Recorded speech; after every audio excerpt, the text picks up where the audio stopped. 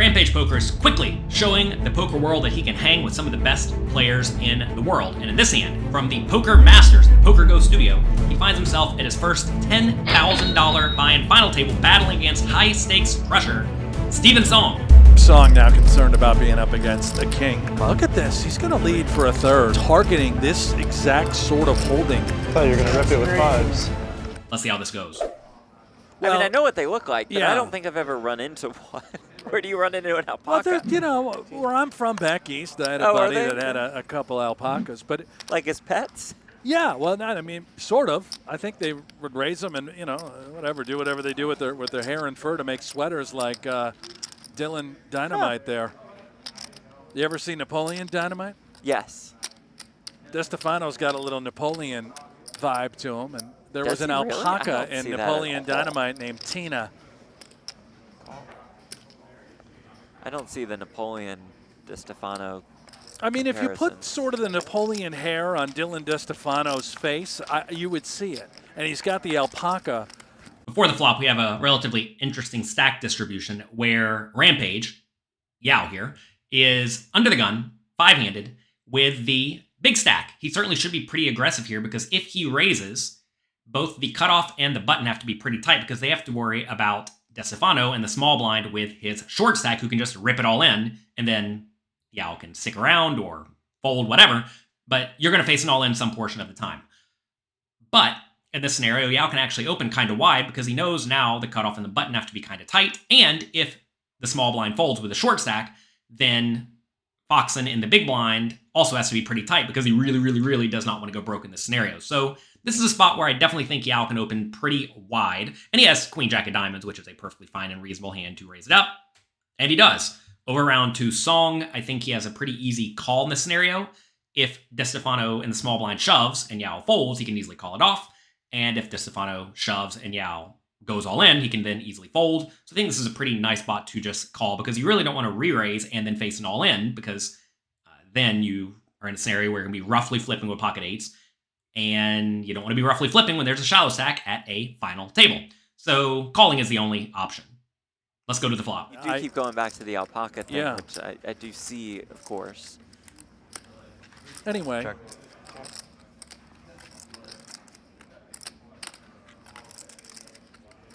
I'll let you know, though, if I do run into an alpaca. I caught you a nice bass. The flop is an interesting one. King 3-2.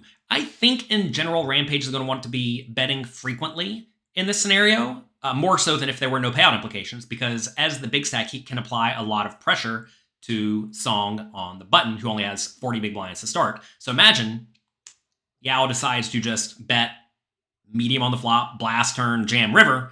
Song's going to need pretty much a king or better to stick around, which is kind of hard to have. So I don't hate just blasting it here. That said, Rampage maybe was looking to go for a check raise in this spot, which I would not hate. I think having Queen Jack of Diamonds on a board with the King of Diamonds is a pretty strong play because unless Song has a king, he's going to be in a pretty nasty spot. So I imagine Rampage was not checking to check fold here. He's looking to either check call or check raise. Over to Song, easy check back. I think that this is a scenario where you just really want to see as cheap of a showdown as possible, and that's what he's going to try to do. Let's go to the turn. It's a Napoleon reference. You've never seen it. No, That's not your kind of movie. I've seen it before, but yeah, it's... Yeah. Meanwhile, Rampage turns a flush draw in Song's eights. Alpacas will bite you, by the way. It seems like they're only found in South America. But so I don't know if your buddy is illegally transporting alpacas. No. Listen, that's their natural habitat, but clearly there's alpaca farms. Folks raise them. You know, that's what barns are for. You don't you can keep them warm. After it goes check on the flop, when you're the out of position player in this scenario, you want to be betting very big with your high equity draws, perhaps some low equity draws, and your hands that are almost always good but vulnerable, which are going to be some kings. And you may say, would Rampage ever have kings after checking the flop? And yes, he actually should have some kings, assuming he wants to have a checking range in this scenario at all. He wants to make sure he's checking some of his weaker kings that don't necessarily want to play for all the money. So he's going to have some kings in this scenario. So I think this is an excellent spot for Rampage to bet big. The pot's 355. He goes 275, which I think is perfectly fine. I might have gone even a little bit larger, but I think this is a spot where a lot of people mess up and they bet small. And that's going to result in Song being able to call very easily on the turn and probably very easily on the river with a lot of his bluff catchers, which you do not want. The plan when you bet the turn is usually to bet the turn kind of big and then really blast the river, which I have to presume was Rampage's plan. I know that Rampage has been studying, taking private lessons with one of the absolute best poker players in the world, Brock Wilson, recently, because they recorded a bunch of sessions that you can now access right now at pokercoaching.com/Brock Rampage. We'll put a link below. And if you want to see what Rampage has been studying that has allowed him to get to this final table, and spoiler alert, win, check it out at pokercoaching.com/Brock Rampage. All right, he goes for the big bet. Let's see how Song responds. Rampage leads pretty sizable with that flush draw. You've probably never even seen a barn, have you? No, I've seen barns. You're from Texas. They've got to have barns, yeah. farms and barns everywhere, don't they? They do. In the great country of Texas, or state. Well, Great it's kind of state its own Texas, country, yeah. though, isn't it? No. No. It's a state. Yeah. Part of the United States.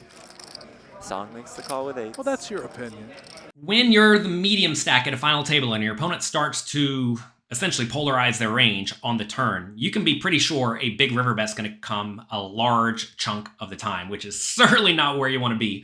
But I think in this scenario, you can't really justify folding pocket 8s at this point.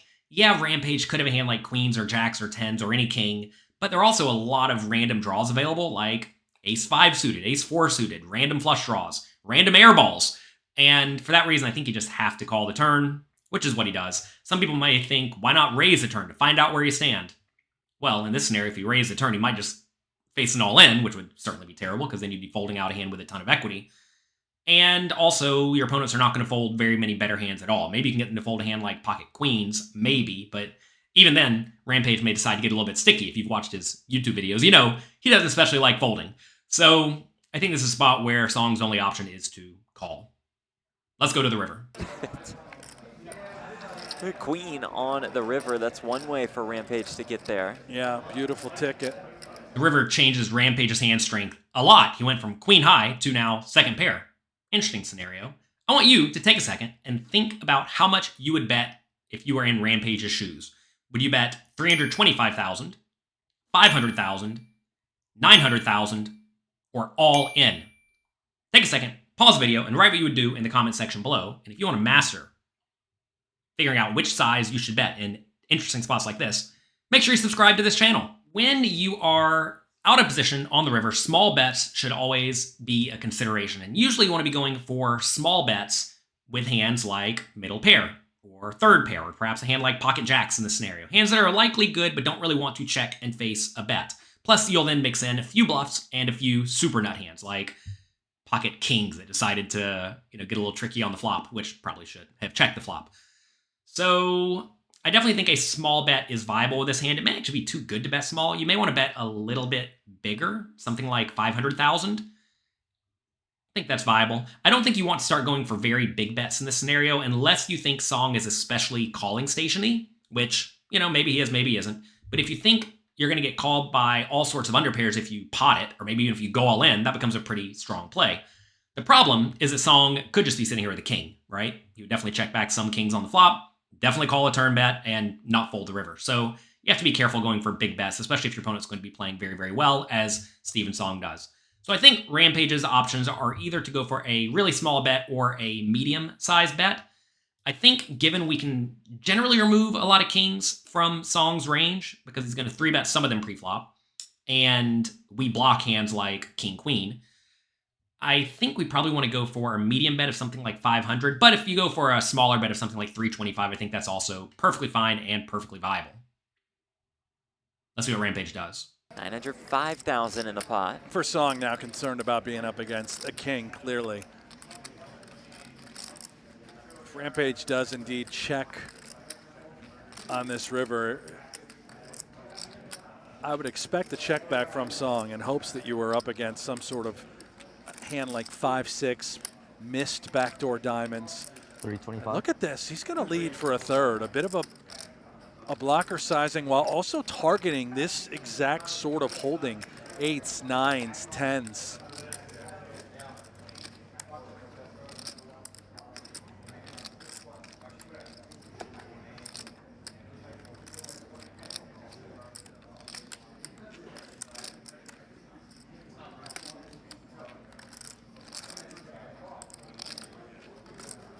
Song now in a tricky spot.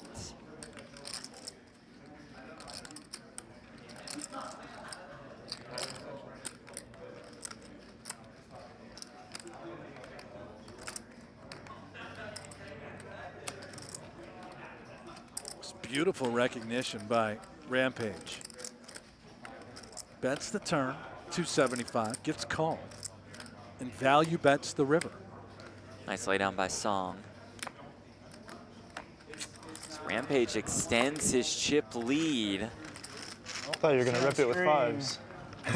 Just started playing Looks like poker he's gonna rip 4 it with years five. ago. Good one. Not all in. I had 5 speed. Rampage does go for the small bet, and Song was in a pretty dicey spot, but he decided to make the fold. That's a pretty big hero fold. Maybe in this scenario, he thinks that Rampage is drastically under bluffing and perhaps not value betting all that wide. Because it's a disaster to fold in this scenario if Rampage is like ever bluffing, and if he also has a hand like Ace-6 that decides to go for a small value bet, which some people will do. But if you think about it, if Rampage is mostly value betting, what are the hands that want to value bet in the spot? Well, it's going to be a king and a queen, and obviously some queens are possible. So Song makes the hero fold, and he just happens to be right this time. Nice fold by Stephan Song. That's going to be it for today. Hope you enjoyed this video. Huge congrats to Rampage for winning this $10,000 buy-in tournament. Good job, good work. I know he's going to continue working with Brock Wilson over at PokerCoaching.com, so make sure you go see what they are studying that is allowing both Brock and Rampage to crush the poker games right now. Good luck in your games. Have fun, and I'll talk to you next time.